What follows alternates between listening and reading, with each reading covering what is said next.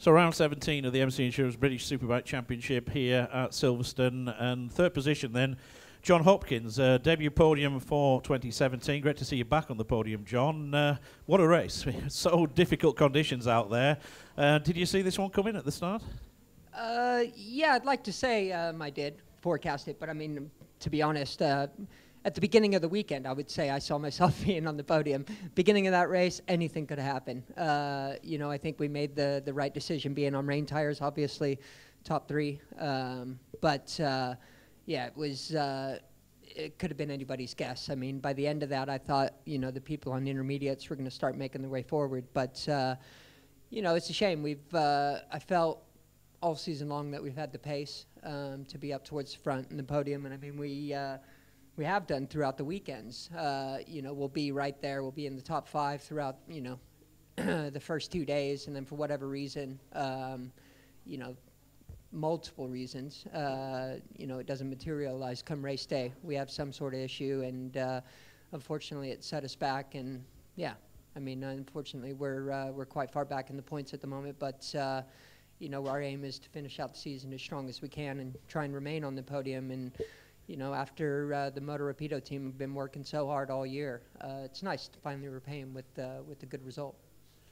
You're one of the most experienced riders in the field there. Got many, many races from Grand Prix right the way through World Superbikes. Were they some of the most contrasting conditions that you've ever raced in, especially as the race well run, with the drier parts of the track compared to the wet parts?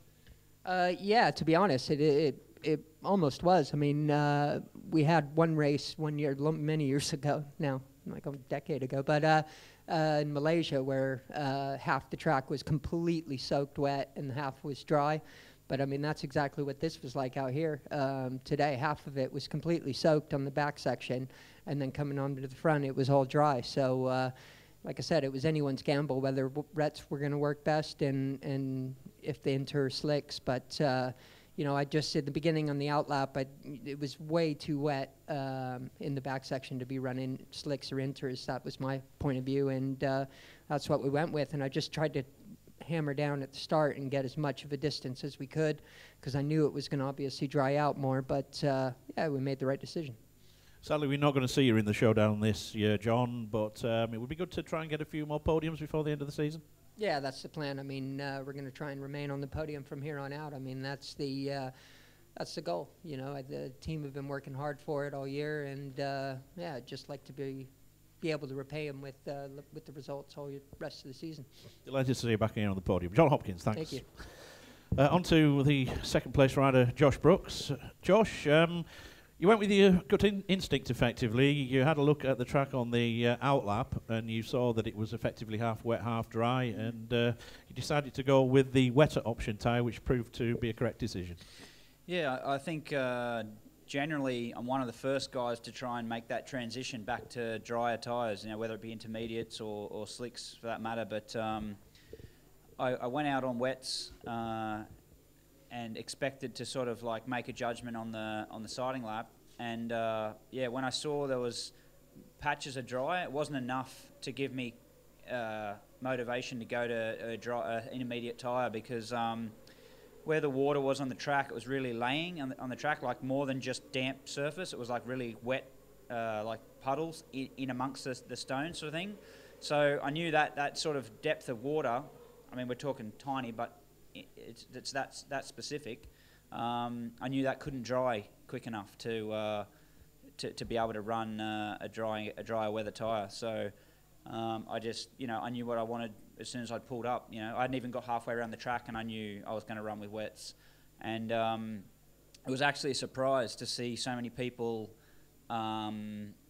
with various, you know, even like Gintoli came past on the, or I saw Gintoli on the warm-up lap, and he had slicks in, and I was like, wow, you know, like he's optimistic, you know. And then also it was strange to see Peter Hickman. He's in the showdown, and he wheeled his bike off the grid. You know, it was bizarre things were happening. So I mean, half of the race was decided before the lights went out. You know, it was so anyway. Yeah, during the race, I set off. Jake was in front. I knew he was on wets, and he was sort of like, you know, setting a good pace. In fact, making a bit of ground on me. And then I thought, oh, maybe I need to up my game a little bit. And then I saw him have a few moments where there wasn't a lot of grip, and I thought, oh no, I'll just stick with my instincts here because he's having trouble too. And then I got past him, and then shortly after that, I could hear the thump of a Ducati. So I normally wouldn't look over my shoulder, but I had a look to see how the race was behind me because the conditions were so uncharacteristic. And I saw John, and I thought, oh, that's good. You know, it's someone I can trust and race with, and you know, I like to race with John and people like that. And so I just, you know, concentrated on racing, and the track wasn't changing, you know, very, very slowly, like really small difference. Some tracks, when it's dry, it happens quickly, and every lap's different, where this was very, very small change of condition. And then all of a sudden, Glenn come past, and I was like, wow, you know, now there's a bigger race on. And I tried to match his speed through the new, like where the F1 start straight is, just the chicane before and the first F1 corner.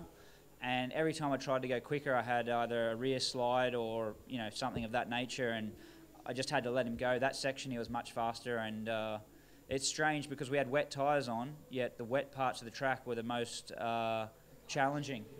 It was really bizarre, you know, where it was dry, like our turn one, you know, through Maggots, Beckett's, all that part which was dry at the end of the race. You know, I was going so quick through there for wets, it was surprising. But as soon as I got on wet track, there was no grip. I don't know whether it's to do with the temperature or what, but the tyre may have got too hot for its working components, you know. And yeah, so it was really tricky. And you know, I'm really actually glad to finish the race without a fall, because it was definitely tricky. And important that out of all the showdown contenders, you were the only one to score some podium points in that one. Yeah, exactly. I mean, that's hugely important at this point in the year. You know, me being sort of on the lower end of the showdown riders, you know, I think my caliber is proven, but, you know, you're never safe. So it's important to get the points, and then also when the showdown points are reset, to have the podium credits, as many as I can, then, of course, that's important too. So over to you. Well done, Josh, thanks very much for that. And on to the race winner, a debut race winner. Congratulations, Glenn. It's been a difficult season for you. A couple of podiums earlier on, and then the big injury at Knock Hill. But this somehow makes things a little bit better.